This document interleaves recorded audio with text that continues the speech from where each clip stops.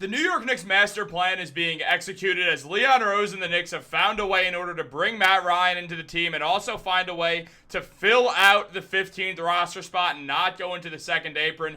And we have to talk about this because there's a lot to go over with this. So what's up, guys? Welcome back to Knicks Digest. It's Chris here, and we're going to jump right into the video because, guys, the New York Knicks, they are executing the master plan they went out to go set early on in the season after making the Karl-Anthony Towns trade. They knew their depth would get injured and a little thrown off, and obviously things got hurt a little bit more when Landry Shamet went down with the injury, but the New York Knicks have found a way to do this. Now, as we all know from yesterday, the New York Knicks and Matt Ryan agreed to a deal. That deal was finalized today. We don't need to really talk about that a whole lot. We'll go into it a tiny bit, but we all know the deal. Matt Ryan, great shooter, great bench player to have on the team. Nice to have an elite shooter like him. But there's so much more to this. Now, Keith Smith, and shout out to Schwinny Poo for putting this on his Twitter, but Keith Smith mentioned that if the Knicks sign Ariel Hukporti to a rookie minimum deal and Matt Ryan to a veteran minimum deal on November 5th, they'll be just shy of, I can't read that, $596,000 under the second apron. That's enough room to sign another paraded veteran minimum deal on February 24th for that 15th roster spot. Now, on top of that, guys, there is more. As Mike Williamson asked, essentially they can sign Shamet back after his rehab is over and remain under the second apron. Now, that is obviously huge. As the New York Knicks, the big question is, how were they going to be able to find a way to get 15 guys on the roster? Well, they absolutely went out there and did that perfectly. The Knicks no longer have to worry about that. They figured it out completely, and that's a wonderful sign.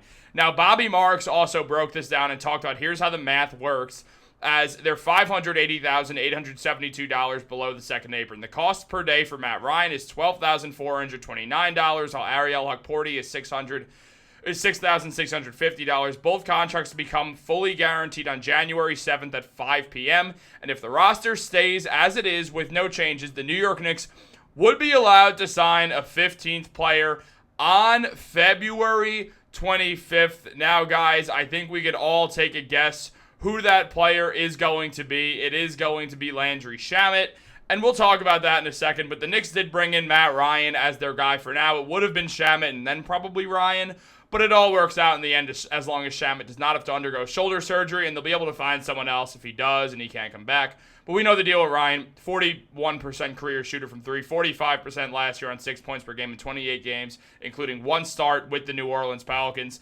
Phenomenal player there. And here's the deal, guys, and yes, I am plugging my Twitter, so follow that. But the New York Knicks projected full roster and rotation on February 25th, barring no trades or any deals, is Jalen Brunson, Cameron Payne, Tyler Kolek, and Bo Buie, who they just signed to a deal today on a two-way contract. That's the TW. Then they're obviously, it's positionless basketball, but so I'm just throwing these together. I know some people are going to say I'm wrong with the positions. Guys, there's point guard, there's a big man, and then there's three other positions that are all virtually the same nowadays, so it doesn't really matter. But then you got Bridges McBride, Shamet, Kevin McCullough, who's on your two-way. You have OG Anunoby, Matt Ryan, Pacome Dadier, Jacob Toppin, who's on the two-way deal. You have Josh Hart and Precious Achiuwa, and then you have Karl-Anthony Towns, Mitchell Robinson, Jericho Sims, and Hukporti.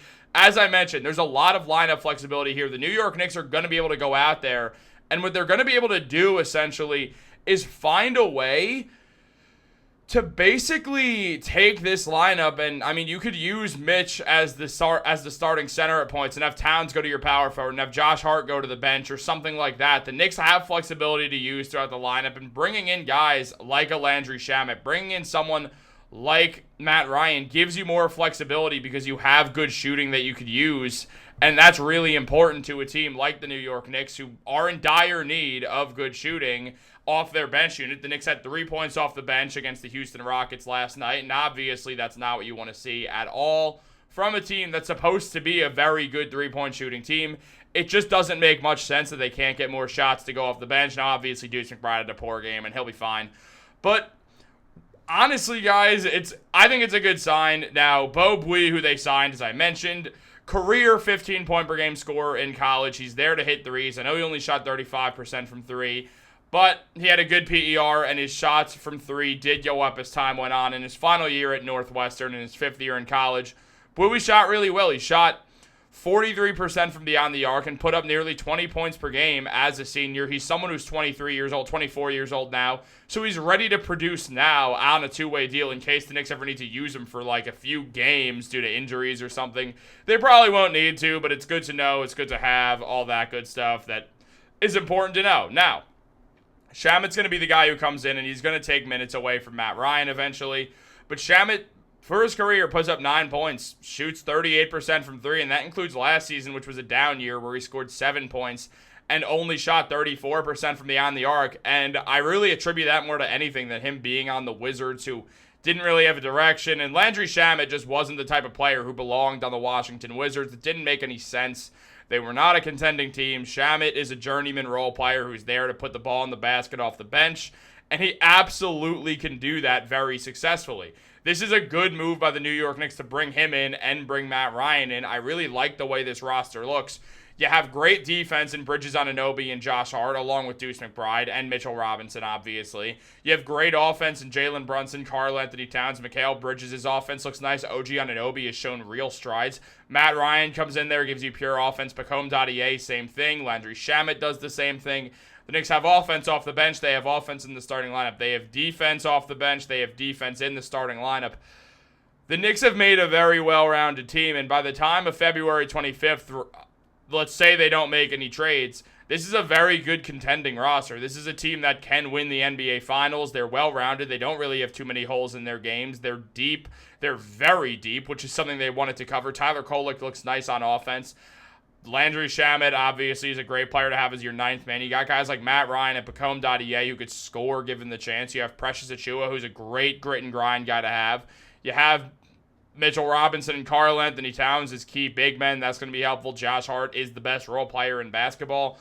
The Knicks have a lot going for them right now, and they're going to need to find a way to continue to make these strides. Obviously, they're just 3-3 this season, but they're a new team. That's not too surprising. No one should be worried at all about the New York Knicks. I'm certainly not. And Shamet's going to help with that for sure. Now, Leon Rose has done a phenomenal job at doing all this. This all comes down to him, and yes, guys have helped, such as Brock Aller, who's been just a salary cap wizard and deserves so much credit for this New York Knicks team, but it all does fall on Leon Rose making these hires, doing everything. Leon Rose has been a superstar general manager, superstar president of basketball operations for the New York Knicks. We've seen that be the case. We've seen him turn a roster. Now we're going to go back to the roster again that they have. When Leon Rose took over, Kadeem Allen was the starting point guard. The only guy still on the roster was Mitchell Robinson. The team was not good. They went on to win, was that the 17? No, that was the season after the 17-win season that got shortened by COVID. They didn't get over 30 wins in that season. Now the New York Knicks are one of the best teams in the Eastern Conference. They have a legitimate chance to win the NBA Finals, and at the end of the day, that falls on Leon Rose. Leon Rose has been nothing short of phenomenal since joining the New York Knicks. He deserves to be in the conversation for Executive of the Year, imagining that this team performs the way they're supposed to perform, and he deserves all the credit in the world for this. So, guys, this is an absolute master plan. The Knicks have found a way to execute perfectly, and it's not done yet. The Knicks are willing to make trades in order to make this team better. A guy like Precious Achiuwa, who makes $6 million, he could get moved. They might move Jericho Sims with him. You do that, you free up $8 million, especially if you trade back.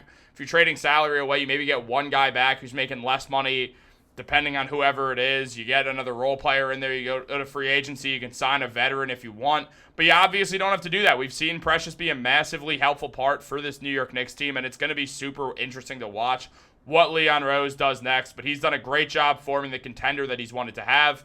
And most of his moves, let's be real, he's been right. I trust Leon Rose to go out here and do the right thing for the New York Knicks. It's the first time I've ever blindly trusted a Knicks president of basketball operations. And I'd be lying if I said it doesn't feel real good. But guys, let me know what you think down below. Like this video, subscribe, turn on post notifications. Subscribing really helps. There was some weird glitch with the YouTube analytics, and I couldn't exactly tell how many people had liked or watched our videos. So leave a comment down below and let me know what you think of this new look Knicks team that, they're 3-3 right now, but I believe in them heavily. So I want to hear from you guys. Let me know down below. Again, like this video. Have a great day, and go Knicks. Watch the Knicks. Don't pay attention to all the, what's going on in the world right now.